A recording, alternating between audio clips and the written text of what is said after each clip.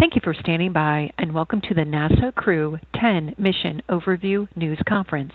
Your lines have been placed in a listen-only mode for today's presentation until the question and answer session. If at that time you would like to ask a question, please press star 1 on your telephone keypad.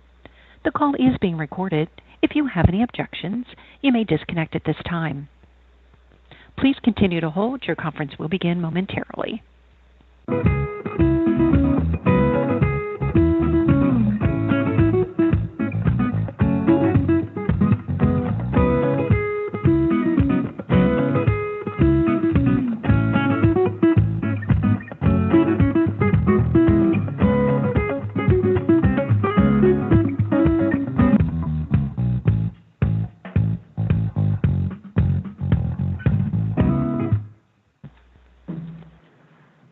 Good evening and welcome to this evening's Crew-10 Mission Overview Briefing. This follows the Flight Readiness Review, which just concluded ahead of the Crew-10 mission to the International Space Station. I'm Stephen Seisloff, the Commercial Crew Program Public Affairs Officer, and with me in the room and taking part in the teleconference today are Ken Bowersox, the Associate Administrator for Space Operations Mission Directorate at NASA Headquarters, Steve Stich, Manager of NASA's Commercial Crew Program, Dana Weigel, Manager of NASA's International Space Station Program, Bill Gerstenmaier, Vice President of Build and Flight Reliability at SpaceX, and Junichi Sakai, Manager, International Space Station Program for the Japanese Aerospace Exploration Agency. And we will first go to Ken Bowersox for his remarks. All right, thanks, Steve. We really appreciate all of you joining us today, where we'll talk a little bit about our late winter, early spring rotation with the Crew-10 launch and Crew-9 return that sets us up for Expedition 73 on ISS. We appreciate your interest in our people, our ops, our science, all the great work we're doing in low Earth orbit, and the way that low Earth orbit works to advance human spaceflight out to the Moon and Mars. It's amazing that we've been with Crew almost 25 years on the International Space Station, probably about 24 and a half now. We'll get to celebrate later this year. Dana's nodding her head over there. I love hearing about the work that's going on station. Today, or earlier this week, the Expedition 71 crew visited us at NASA headquarters. Mike Barrett, Tracy Dyson told us a lot about the work that they did when they were up there. They told us about the great science, about the dynamics amongst their crew, and I got tears in my eyes as I saw them sharing their pictures, looking out the windows, and their time together around the table, eating space food. Every month up there is a gift, and they sure enjoyed their time. Nothing that we do on ISS would be possible without our international and commercial partners that help us maintain the station for the health, safety, and useful work of our astronauts and cosmonauts. We have a wonderful private-public partnership with SpaceX. They've been very flexible with us over the last couple of years, coming up with new ways to handle almost anything that comes our way on the International Space Station, and I can't tell you how much we appreciate that partnership. Same thing goes with our Japanese and Russian partners. They're always there to help us if we need it, and it's great to see the flags of Japan, Russia, and the United States on the crew that's getting ready to launch here. Anne McLean, Nicole Ayers, Takuya Anishi, and Kirill Peskov. You'll get a chance to talk with them after you talk with us today, and I know they'll be happy to share what they're doing on their flight. So we had a flight readiness review today. The full team polled go, pending closure of some open work. Steve will give you a lot more detail about the open work. We've got an issue with coating on the Dragon thrusters and some late breaking issues that we're dealing with because of the the rapid pace of operations with our partner SpaceX. It's exciting for NASA to be able to deal with these late-breaking issues and try to keep up with SpaceX. It's hard for us. We're not quite as agile as they are, but we're working well together, and it's really helpful and healthy, I think, for our NASA team. I'll also tell you that we're not going to launch before we're ready. We're always analyzing the data and making sure that the rocket is ready to go before we let the SpaceX team hit the button with our crew on board. And with that, I'd like to just pass the mic to Steve. Yeah, thanks, Ken, and thanks to all of you for being here this evening. Really appreciate your interest in the Commercial Crew Program and human spaceflight. It's my honor to be here representing our Commercial Crew team. As Ken said, we had a good flight readiness review today. We really, as he said, everybody polled go to proceed. We have two issues which I'll talk about in a little detail. I'll have Gerstenmaier talk about one of them, but on the Draco thrusters, we have some coding that we've seen some degradation on higher flight thrusters, and we have to work through that. And then on the recent Starlink launch, there was an engine combustion event after landing that we want to make sure we understand relative to how the vehicle performs during the ascent phase. This is a huge mission for us on Crew-10. They're all big, but it started all the way back to Crew-9 when we launched that mission with 2 empty seats, and we had those seats reserved for Butch and Sunny, which we're planning to bring home on Crew-9. We also flew up, as you might remember, a suit for Butch on Crew-9, and then also some seat liners that we have in place for Butch and Sunny to come back. Butch and Sunny have done a great job. Dana can talk more about all they've done during the expedition, but a lot of contingency work on station, EVAs that Butch and Sunny did. They have done on-orbit training in the Dragon spacecraft and just done a phenomenal job, and so we're excited to bring them back. Our launch target for Crew-10 is March 12th at 7:48 p.m. We've moved back to Launch Pad 39A for this flight. You might remember last flight we flew off of 40 because we had to delay that flight a little bit. For a launch on March 12th, docking would be, it's a very short phasing, so it would be the next day at about 6 a.m. Eastern time. So it's a real short phasing opportunity. And we have backup opportunities for a launch on March the 13th at 7:25 p.m. Eastern, and also on Friday, March 14th at 7:04 Eastern. And so those are backup opportunities. In terms of hardware processing, Dragon is in the hangar up at 39A. It has been mated to the Falcon 9, and it's on the transporter erector. The next big event, of course, we're flying Dragon Endurance on this flight, which will be its fourth flight, and a second flight booster.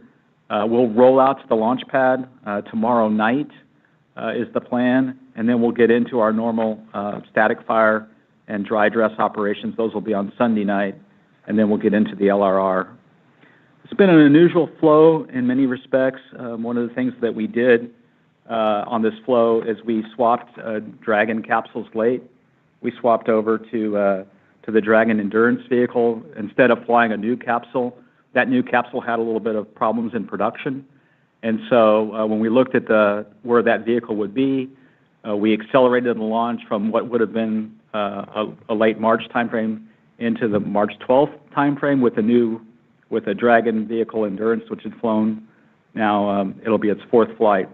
When we did that, we had to look at the thrusters very carefully on this vehicle. They were originally slated to fly on a private astronaut mission, and these thrusters had higher life than we had flown before for a commercial crew, and also had more pulses on them. And so when we looked at the thrusters, one of the thrusters in particular had some coating degradation. The thrusters have a coating on the outside and inside that protects the base material from being oxidized during the firing of the thrusters from that heat.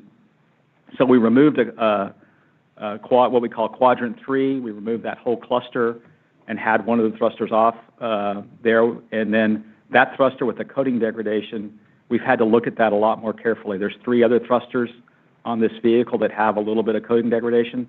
So we're in the process of actually hot firing an engine at McGregor with SpaceX to put it through not only a normal mission cycle, but 4 extra, a total of 4 mission cycles, and then plus a couple of extra contingency cycles. And so that is one of the items that's open coming out of the flight readiness review. That's an exception, the coding loss on that particular Draco thruster.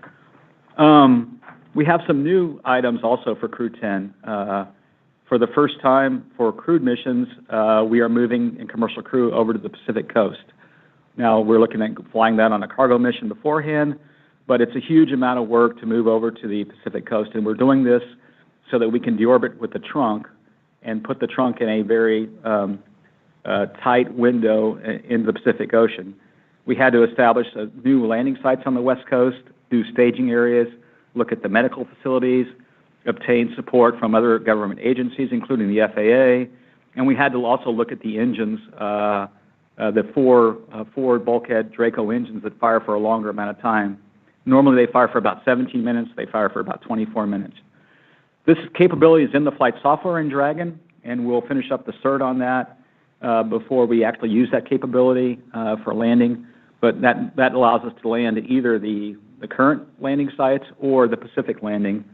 And so to do so, we have a single recovery posture at both the West Coast and East Coast.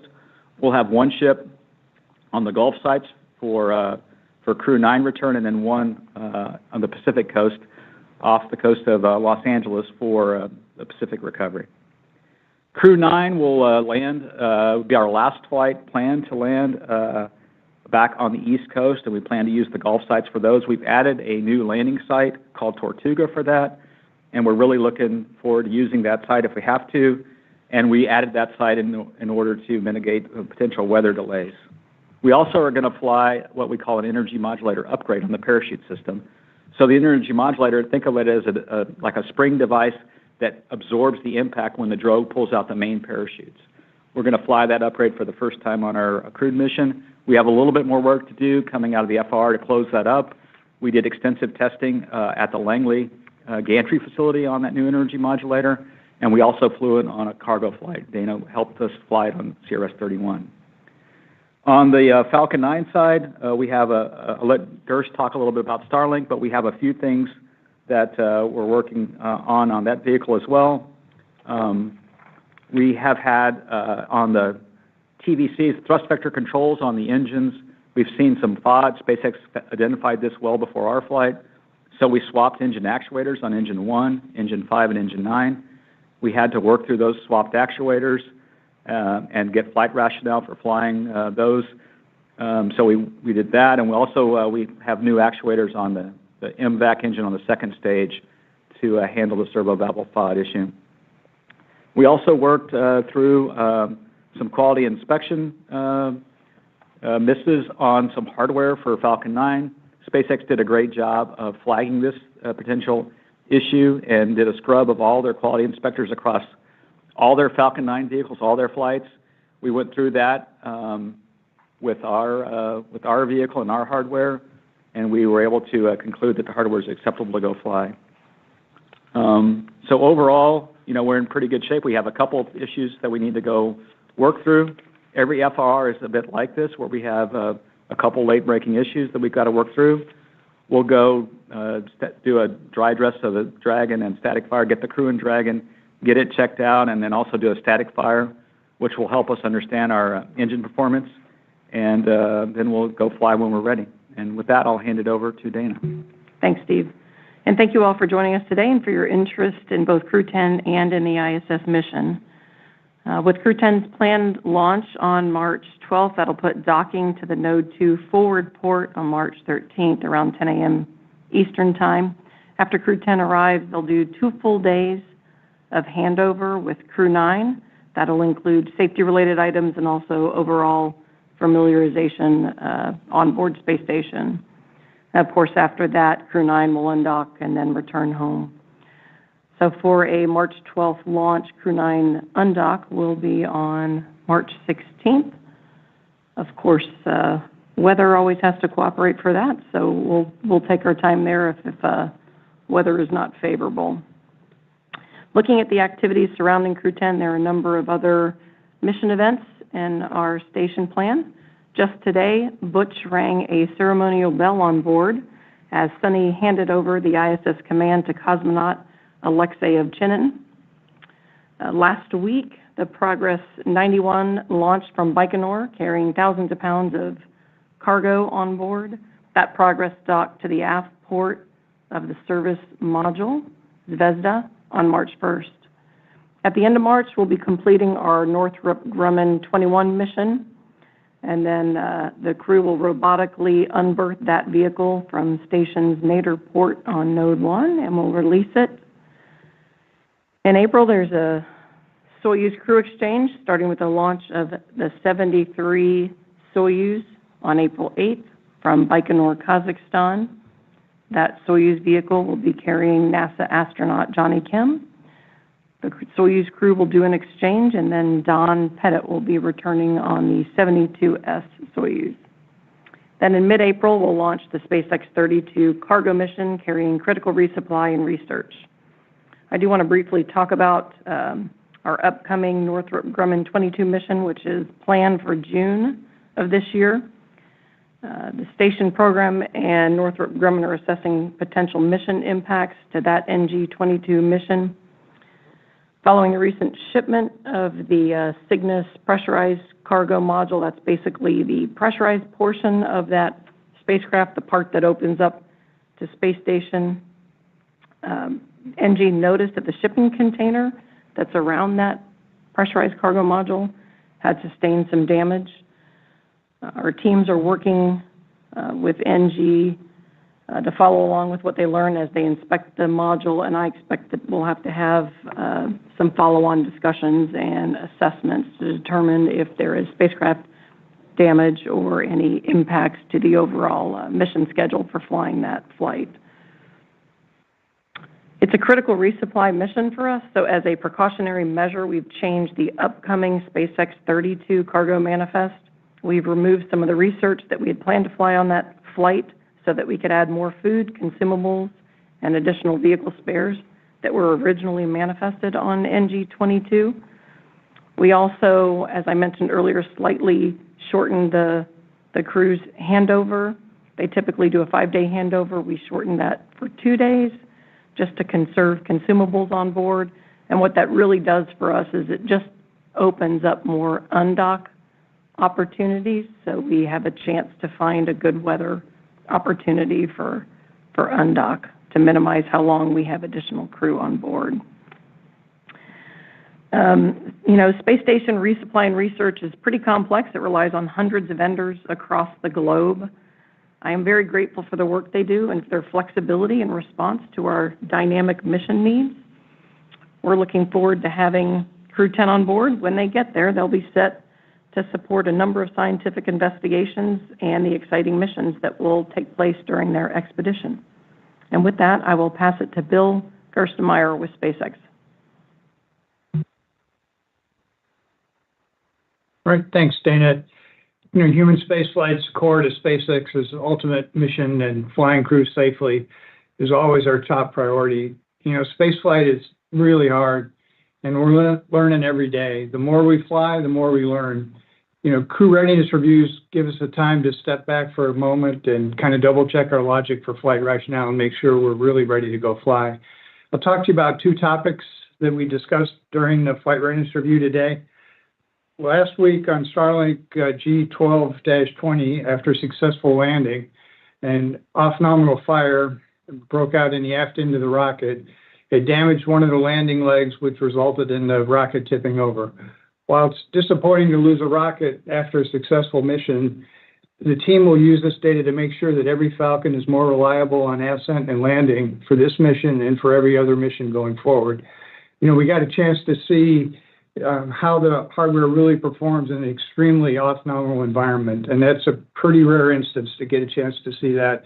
The engine was fully contained in the compartment like it was designed to be. The fire was pretty extensive, did a lot of damage, but the damage is what we've expected, what is accounted for in all our procedures and processes. We're reviewing that data with NASA. We also don't see this as a big concern for the primary mission. It turns out there was a fuel leak during ascent that showed up about 85 seconds into ascent. It essentially sprayed some rocket propellant, essentially kerosene, onto a hot component of the engine. It vaporized, and created a flammable environment. But on the way up, there was no oxygen to interact with the fuel, so there was no problem at all during ascent, and it was perfectly fine. The mission was accomplished. Then coming back after we landed, about 45 seconds after we landed, enough oxygen came into the compartment where it interacted with the fuel and a hot portion of the engine, which was known to be hot. And then we had a fire, and subsequently it blew out the barrel panel on the side of the rocket, just like it was designed to. The fire was all contained to the engine compartment.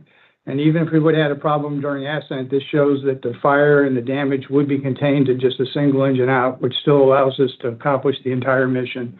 So we developed a risk. We put all the rationale through that. We're double checking. We're trying to see if we can understand what occurred that actually caused the fuel leak. It's pretty difficult to determine what was cause and what was effect from the fire. The fire was pretty extensive. It melted a lot of aluminum components, so it's difficult to see. But we're going through the forensics. We've got the engine out. It's available at the Cape. We'll continue to keep looking. We'll continue to keep briefing NASA, and we'll be ready as we move forward. So again, I think we're in good shape with that. We have a good understanding, and we'll improve our knowledge, and ultimately we'll be safer because of what occurred on this flight. A month earlier, on a different launch, G12-9, on the 8th of February, a second stage developed a small oxygen leak. This froze a thrust vector control line and prevented proper attitude control. The control was still good enough that the Starlink satellites were deployed properly, but when the deorbit burn came around, the rocket couldn't get in the right configuration for the deorbit burn. So as the software says, it skipped the deorbit burn, it passivated the stage, and this stage ultimately re-entered, I think last week over Poland. And again, crew flights are really too short for this freezing to occur, so it's not really a concern to us. But we also have put some extra checks in place, and we've tightened our abort limits such that we have any kind of oxygen leak on the second stage, we'll detect that prior to pre-launch. We'll also get a chance to check that with NASA during the static fire and make sure that that's all okay. So again, I think this is an example where we're flying other missions for other reasons. We're discovering problems on the rocket, but it's ultimately making us safer. So this manifest rate that we're flying a variety of payloads we're flying, the equipment we're flying, is really giving us information that we would not be able to obtain from any test stand, any amount of testing on the ground. So we're actually going to be more reliable by being smart and learning from these events and sharing our data with NASA. So again, we spent extra time and we're giving extra care to Crew-10 booster. We're working closely with NASA to work out any questions well in advance of launch, and always we'll only launch when Dragon and Falcon are really ready to go fly. And with that, I'll turn it over to Sakai Junichi from JAXA. Thanks, Bill. I'm Sakai Junichi, the ISS Program Manager of JAXA. First of all, on behalf of JAXA, I would like to sincerely express my appreciation to NASA, SpaceX, and all the colleagues working for the Crew-10 launch preparation and continuous ISS operations. I'm honored to be here today to announce the flight of Japanese astronauts Onishi Takuya. As reported earlier, we have decided to go for the Crew-10 launch and the Crew-9 return with pending closure the open items. JAXA, including the astronaut Onishi Takuya, are ready for the launch. This will be the Takuya's second long-term mission. After his first mission in 2016, he understood the importance of cooperation with the ground staff and had a strong desire to deepen his knowledge of the ground operations. So he became a flight director. Since then, he has been supported a lot of experiments in orbit from the ground, utilizing his perspective as an astronaut, and worked as a flight director until January 6th of this year. This time, he will complete a long-term stay utilizing his new perspective from the ground control team. I believe he will greatly enhance the formation of teamwork with the ground team and bring back a lot of accomplishments. For this long-term stay on the ISS, Takuya will be appointed as the third Japanese ISS commander flying following Koichi and Aki. I expected that in orbit, he will bring out the best in the ISS team members and build the best team for the mission success. I'm looking forward to this coming launch, and we will continue for final preparations. Thank you.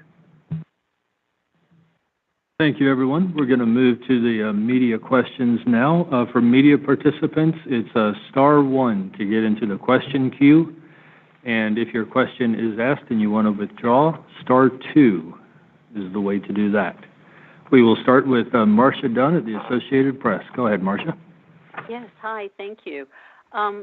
Two questions. I'm wondering why the Dragon capsules weren't swapped sooner for Crew-10, which would have allowed Butch and Sunny to come home sooner. And did Butch and Sunny's unexpectedly long stay add to the consumable shortage? How tight is the food situation and other supplies? Thanks.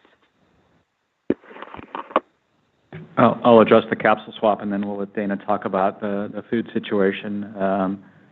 This capsule was slated for a different mission at one point, and we're always looking and refining the manifest. So, we looked at when we had a couple of, if you remember, our launch date originally was mid-February of this year on the new capsule, and then we started looking at that capsule as it had a couple of problems in prop checkouts, which is very typical of when you're building a new capsule, a little bit of problems with the ECLIS system.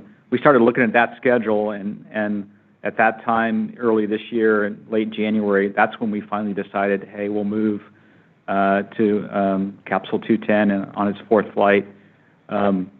We knew that the thrusters on this vehicle would be a little bit problematic for us to clear, and so we were a little bit hesitant to swap to this vehicle. But we have learned a lot about the thruster capability in this swap, and then our team has done a phenomenal job. I can't compliment our team enough. The typical certification for a vehicle takes roughly 4 months or so to get through all the Dragon work. We look at any nonconformances, any risk on the vehicle, all the hardware. Our NASA team has been able to do that in about twice the time, which is really incredible. Do appreciate the flexibility that SpaceX has provided for us with having a capsule almost ready to go for us, and so we moved ahead with that. And I'll let Dana talk about the food. Yeah, the big challenge for us is when our flights start to shift around. We look at our manifest across a number of different flights, and we usually fly a combination of research, food, water, vehicle spares. And our original plan had a Northrop Grumman flight, the NG-22 mission, flying in February. I think it might have even been slightly earlier at one point, but for a while it was in February, and then they ran into an avionics issue, and they had to do some rework on the vehicle and push that out to June. And so the real challenge was in just the large movement of our cargo missions. And so had I known that earlier, we could have added more to our fall flight. But, we tend to try to, again, balance the consumables across them. So that's really why I changed the plan for upcoming 32 is if we're going to have another shift of our cargo missions, I've got to adjust and accommodate more food. Thank you. And next we're going to Miles Doran at CBS News. Go ahead, Miles. Hi, question for Steve Stich about the late capsule swap for this mission. From a safety and mission assurance standpoint, was NASA able to complete all of the product assurance actions or inspections that would normally be done during the flow of a Dragon flying a NASA mission, since it was initially being prepared for a private mission? Were there any processes or activities that the government was not able to witness because of the late change in spacecraft? And on the Draco thrusters, where you've seen the degradation, where are they on the vehicle? Thanks. Yeah, I'll talk about the product assurance actions first. We typically witness certain activities. One in particular that we witness is the installation of the thermal protection system on the heat shield. That was one activity on this capsule that we did not physically witness with our NASA engineers in person. What we did do is we went back and looked at all the records for that work, all the documentation that SpaceX provided. We looked at they do a bond pool for the installation of every component of the TPS on that composite part of the structure. So we went and looked at that. We looked at any repairs that they did and went through all that work. And we were able to determine that it was safe to go fly based on, we'd already looked at more than 10 heat shields installations of all the TPS over the life of our program. And so we were able to use that experience plus knowing what SpaceX had done, looking at the record reviews, and conclude that was okay to go fly. We did go through and there was a couple of other inspections that we typically do. We look at on the composite overwrap pressure vessels. This is a composite tank for the fuel tanks. We typically do an inspection of some of those, and again, we had to look at the closeout photos that SpaceX took and look at a record review. So we went methodically through every single PAA that we would have done, and we dispositioned each one in prep for flight. The thrusters that we're talking about are the Draco thrusters on what's called the service section. So there's kind of an aft firing thruster, a forward thruster, and a roll thruster. And what we've seen is there's a coating on the outside of the thruster that is used to prevent, again, oxygen from getting to the base material. And that coating we've seen some cracking on some of the higher life thrusters. So we removed one thruster that was deemed not acceptable to fly. And then there's 3 others that have a little bit of coating degradation. What we've done is we've taken a companion thruster that has the same exact life. In other words, it flew on the 3 previous missions exactly. It went through the saltwater exposure, and we're taking that thruster, hot firing it at McGregor, putting it through essentially 4 times the number of pulses we would see on our flight. And once we get through that, plus we cut up a thruster as well to look at the coating loss and how far that coating, any cracks in that coating could penetrate down into the base material. We did some of that work at SpaceX, at Hawthorne, and then also at the Glenn Research Center. And so we're in the process of pulling all that data together to examine it and ensure that we're safe to go fly with these Dracos. Thank you. Next, we're going to Jonathan Seary at Fox News. Go ahead, Jonathan. Thank you so much for doing this. My question's for Steve. Following up on Marcia's question, did President Trump's call for Elon Musk to expedite Butch and Sonny's return factor it all into the Dragon swap out, or was it always based on other factors that would have made it happen anyway? Yeah, that's a great question. So, we really have a pretty busy manifest coming up here in the spring. The first part of the manifest now is this Crew-10 mission.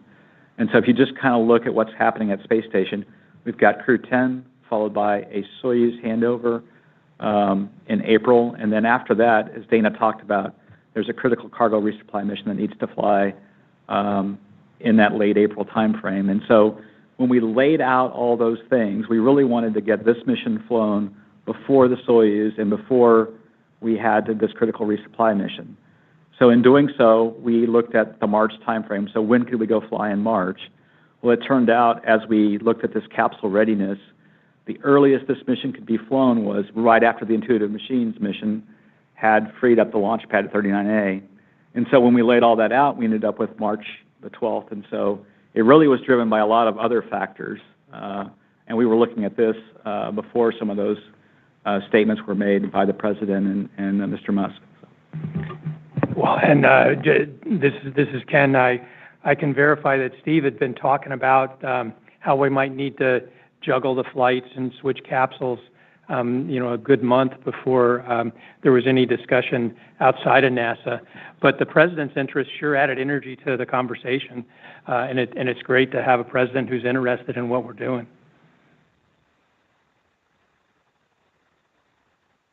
Thank you both.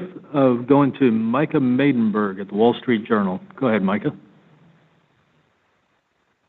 Hey, good evening. A question for both Ken and Bill. Just looking back to last year, could you both talk about any options that SpaceX may have come up with to bring Wilmore and Williams back sooner? Were those offered to NASA? What were they, and any sense of the cost? Thanks. So, the SpaceX folks helped us with a lot of options for how we would bring Butch and Sunny home on Dragon in a contingency. And they've been so helpful this last year coming up with those options for how we might put crews in the mid-deck of the Dragon. When it comes to adding on missions or bringing a capsule home early, those were always options, but we ruled them out pretty quickly just based on how much money we've got in our budget and the importance of keeping crews on the International Space Station. They're an important part of maintaining the station, so we like to keep our crews up there. And we're always ready to support NASA in any way we can. When this kind of came up, NASA said, what could we do to help? And then we worked with NASA collectively to come up with the idea of just flying 2 crew up on Crew-9, having the seats available for Sunny and Butch to come home, and that's what NASA wanted, and that fit their plans. That allowed them to use Sunny and Butch in a very productive manner, make them part of the crew on board station, and make really a seamless integration and keep the science going on station and keep pushing research. So it was our pleasure to figure out a creative way to support NASA and to keep the mission of Space Station of pushing science and commercializing space forefront for this nation to keep us a leader in space. Thank you both. Going now to Kenneth Chang at the New York Times. Go ahead, Kenneth. Yeah, hi, thank you. I guess I'll follow up with Bill. So Mr. Musk said that SpaceX had a specific proposal for bringing Sunny and Butch back early, and NASA turned it down for political reasons. What exactly was that proposal, and when was it made? I guess for Ken and Steve, was anyone outside NASA or the White House involved in the decision not to bring Sunny and Butch back sooner? Thank you. So I think I think there may have been some conversations that I wasn't part of. I know when we made the technical decisions about Starliner and what we were going to do with Butch and Sunny, our leadership at NASA was trying to make sure that we considered everything just at a technical level, and that's what we did.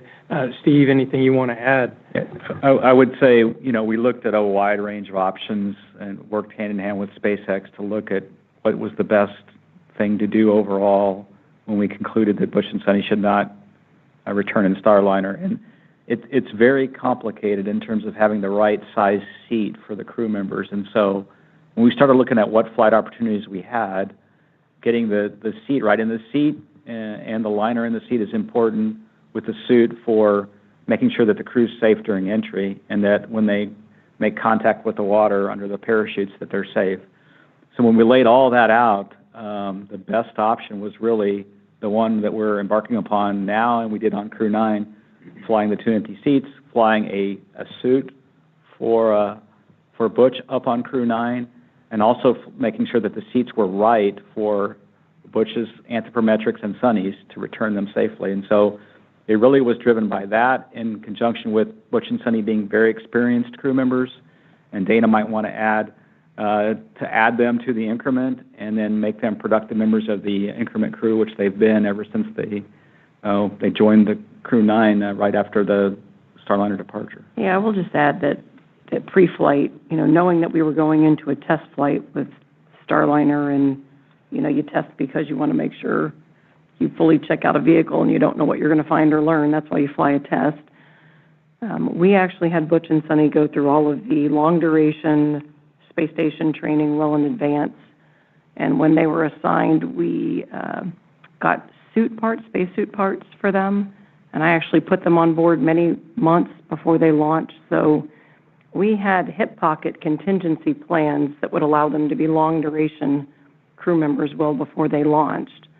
And as Steve said, when we looked at the situation at the time, we had a Crew-9 launch in front of us. It made sense to take the opportunity to bring Crew-9 up with just 2 seats and have Butch and Sunny fill in and do the rest of the long-duration mission.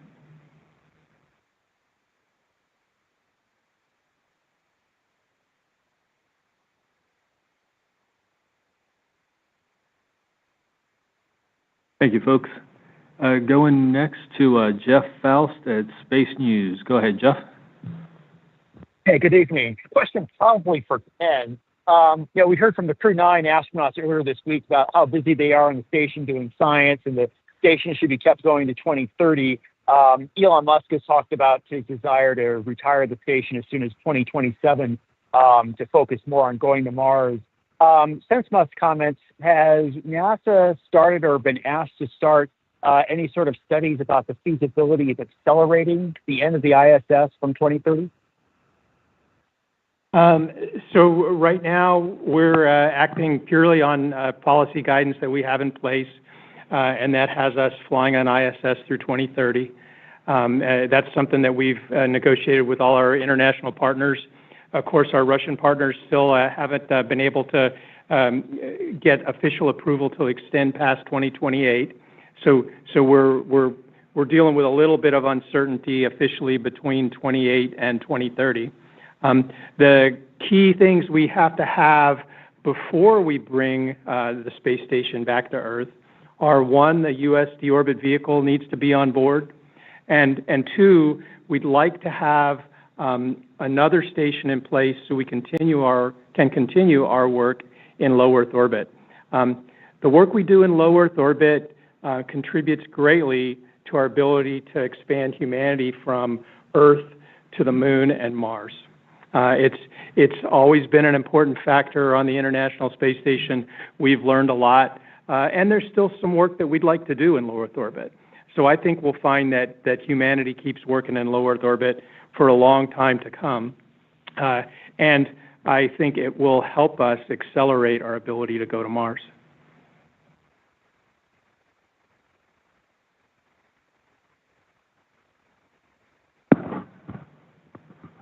Thank you. And next we're going to Eric Berger at Ars Technica. Go ahead, Eric.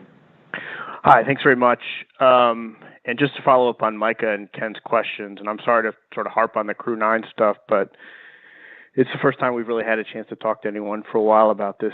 Anyway, just to follow up, it sounds like the decision made last summer in late July or early August on how to bring Butch and Sonny back, the decision not to do a dedicated mission, but to put them on Crew-9 was made at the program level, the ISS and commercial crew program level. Is that correct? It was not made at headquarters or above?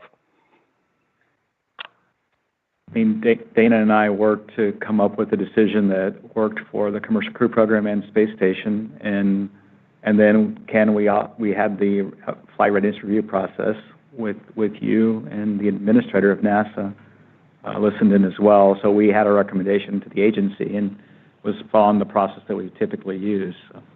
And that's typically the way our decisions work, right? The programs work what makes the most sense for them programmatically, technically.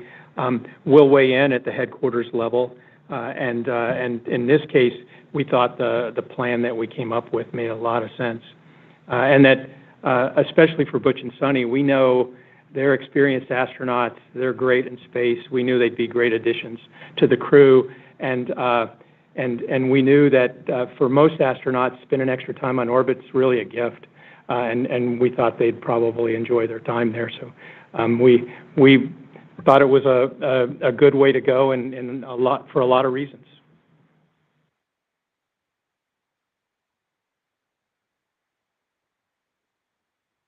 Thank you. Next, we're going to Joey Roulette at Reuters. Go ahead, Joey. Hey, thanks. Quick question for Ken. You said earlier that SpaceX is moving at a rapid pace and that it's sometimes hard for NASA to keep up with them. And I was just wondering if you could go into a little bit about what you meant there and what's driving that rapid pace. And overall, for Ken or Steve or anyone else who wants to answer, does swapping these two capsules this late before Crew-10 increase just generally the safety risk to astronauts? And do you think that's worth, the benefit of bringing the Butch and Sonny home earlier? Thanks. So let's talk about SpaceX's rapid pace. They're launching more than 100 times a year. and they're reusing vehicles. It's amazing. 10 years ago, I heard things from people like, why would we ever reuse a vehicle with a crew on it? Why wouldn't we just fly brand new vehicles every time we fly a crew? Let me tell you how things have changed. We've all gotten to the point where we'll say, oh, brand new vehicle, I'm a little bit nervous. Were they able to do everything right in production? How about giving us one of those flight-proven vehicles, right? NASA's changed that way.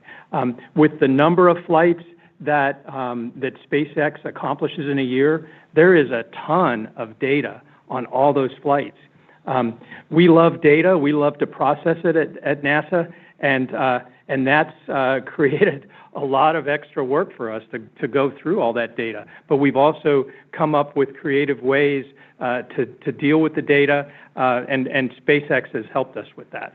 And so you always have this gift of the extra data, but then you have to figure out how you deal with it in a mature way, especially when it's coming in rapidly.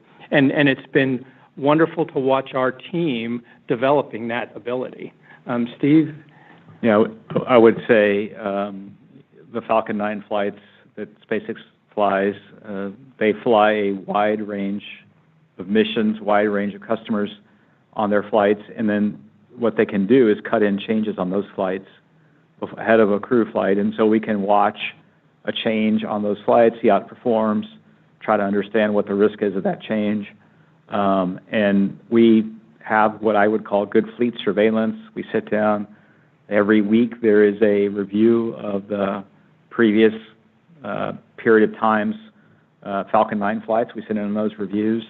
And then there's learning that benefits us. For example, as Gerstenmaier talked about the Starlink flight with the Engine 8 anomaly post-landing, we have an opportunity to step back and think about our flight and think about the maintenance we did on our vehicle, all the areas that we inspected. We'll go static fire the vehicle and look extra careful to see if there's any area where we could potentially have a fuel leak. So it kind of points us to areas that we could go look at and examine and focus on for our crewed flights. In terms of extra risk for flying Capsule 210 Endurance, you know, that capsule we're very familiar with. It flew on Crew 3, Crew 5, and Crew 7. So it's flown pretty recently. We have gone through, had an opportunity to go through all the various what I would call issue tickets or non-conformances on the vehicle. We've went through all those. Again, I talked about the product assurance activities that we went through, and so we are going through and flying at a normal risk level on that capsule, except for the Dracos. Again, we have to go work through that. So that's the one area. There was some learning relative to the Draco coating. SpaceX had been flying for crew flights. We only had allowed 2 flights of the Draco thruster, so only a second flight on the Draco. Now we're going to fly at 3 thrusters for the 4th time on this vehicle. That's the only area where we needed to look a little more deeply and make sure that it was safe to go fly. And I would just add, as I said in my opening remarks, it's, you know, the flight rate can be seen as a problem, but I actually see it as a tremendous advantage, and it's actually letting us get more experience flying. So instead of, you know, we talk about test like you fly, we fly like we fly. So we're actually flying, we're actually seeing the hardware operate, we're getting real flight experience. We can provide that data to NASA. NASA can see that data, and we actually end up with a much more reliable product going forward. In terms of the Dragon capsule, we had that capsule fully ready to go fly one of our commercial flights. It's neat to see NASA come in and then kind of double check our work and go over some things and ask us to go check some things. We're in the middle of doing the hot fire testing for the Draco, as Steve talked about. We're about halfway through that testing. It'll probably be completed tonight. We'll actually do a proof testing, and that data will back up probably another qual engine that we did about 5 years ago that will show the same data. But again, we'll get a chance to double check our work, show what we're doing, and the oversight that NASA provides helps make both of us stronger. It's a double check for us. It's a sampling of our systems to make sure we're not shortchanging something, and we all benefit by this partnership of us working together, and we're going to be absolutely ready to fly Crew-10, and if we're not, we'll delay to what we need to go fly. Thanks for bringing that up, Bill. I like to mention our private astronaut missions and how they bring benefit to NASA. We learn about how the commercial market is developing in low Earth orbit, but we also have extra vehicles in the flow, and this is a great example of by having an extra vehicle in the flow, getting ready for the fourth private astronaut mission, we were able to take advantage of it and do a switch with the 213 capsule that we had been planning to use. I love having that flexibility, and I think it's helpful for Steve too, and Dana. Thank you. Next, we have Will Robinson-Smith at Spaceflight Now. Go ahead, Will. Yes, hi. Thanks for taking the time to talk with us this evening. Question for Gers. We talked a lot about bringing the capsule forward from the private mission to be used on Crew-10, but can you give us an update on what's the status of the fifth and newest Dragon capsule that originally was going to be used for Crew-10 and how soon it may be ready to support a mission? And briefly for Stich, if I may, can you provide an update on where things stand with the next flight of Starliner, if it's going to happen later this year with Crew? Just what's the latest with that side of Commercial Crew? Thanks. Yeah, as the final problem we had with the new capsule was we had a battery problem, so we ended up pulling the battery out. We understand now exactly the failure of the slice that occurred on that battery. We're ready to go reinstall the battery. It turns out the batteries are not easy to get out. It took a lot of capsule disassembly to get the battery out. We're ready to go put it back in. Our focus has now been, we kind of shifted all our workforce to get ready for Crew-10 as soon as we could. We'll turn that back around and we'll get ready to get the new capsule ready to go fly at the right time to go fly. We have potentially another private mission, maybe sometime this spring, that we're working on with another capsule. So as Ken said, we have a variety of capsules that are in various states of readiness to go fly. And let's see, to address the Starliner question, we're making good progress on closing out the in-flight anomalies and the in-flight observations from that. We're approximately 70% closed on all those items from that flight. In parallel, we continue to work through the prop system issues, that being the helium leaks that we saw, and then also the thruster degradation that we saw on that mission. We've got some candidates for the helium seal replacement that are in test already. We continue to do modeling of the thermal performance of the doghouses.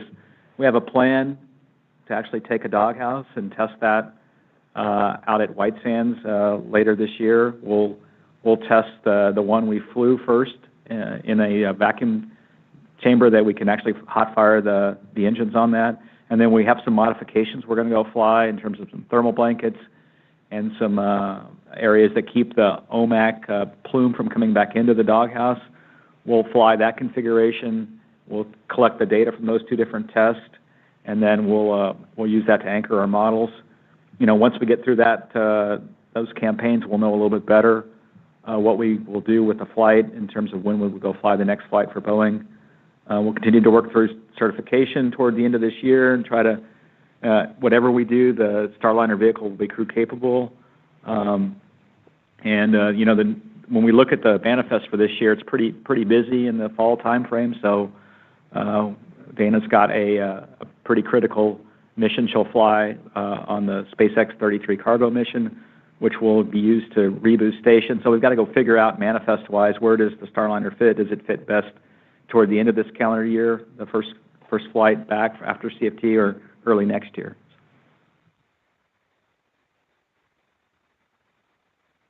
Thank you.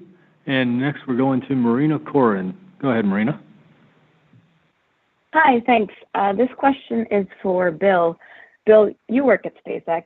Can you tell us what Elon means when he says that SpaceX went to NASA and offered to bring Sunny and Butch back early? What were the details of that particular offer, and when was it made? Thanks.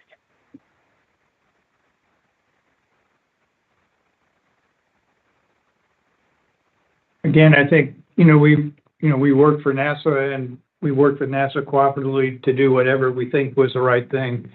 we were willing to support in any manner they thought was the right way to support. They came up with the option you heard described today by them, and we're supporting that option.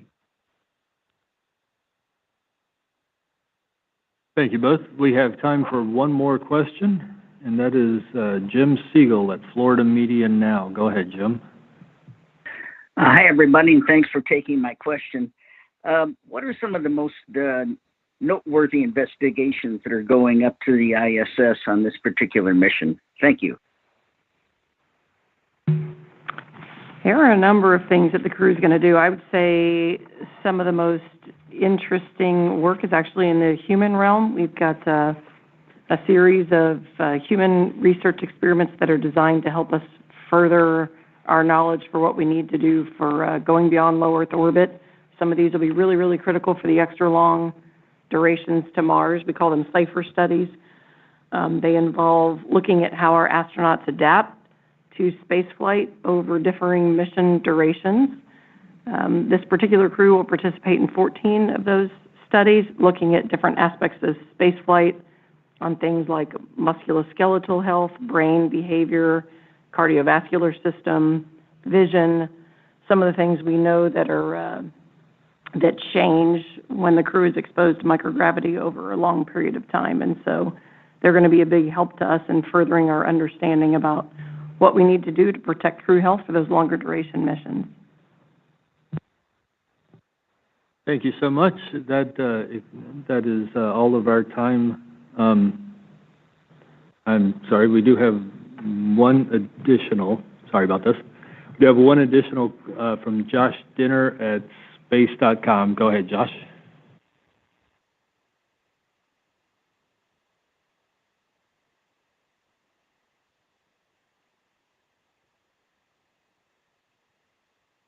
Josh, are you on? Yeah, hi, can you hear me? We have you. Go ahead. Yeah, thank you. Has there been any recent pressing need to return Sonny and Butch from the station sooner that contributed to the Dragon spacecraft swap? Let's see, I'll start from a station standpoint. They're doing great on board. I'm sure you followed along some of the really impactful things they did, like a couple of the spacewalks, Sonny setting a new record. So things are going well on board. They're doing great. There's no specific need from a station standpoint on board for their return. I will reiterate what Steve mentioned about our station mission schedule. You know, we have a limited number of docking ports on board Space Station, and so the logistics get pretty challenging as you're trying to slot in the different missions. With the Soyuz crew exchange in April, we like to keep to one set of crews handing over at one time. That way they can focus on handing over with their specific crewmates, Soyuz to Soyuz, for example. And so when I look at April being taken, part of April with that Soyuz handover, and then a critical SpaceX resupply mission that I'd like to fly in April, March makes sense in terms of an opening and the right time to go and do a crew exchange. Thank you. Thank you, everyone. That's all the time we have this evening for questions. Coming up in just a couple of minutes, we have the Crew-10 Crew News Conference that is going to be on NASA Plus, and media can phone in questions to the crew. In the meantime, we will say good night. We will say go Crew-10. Thank you.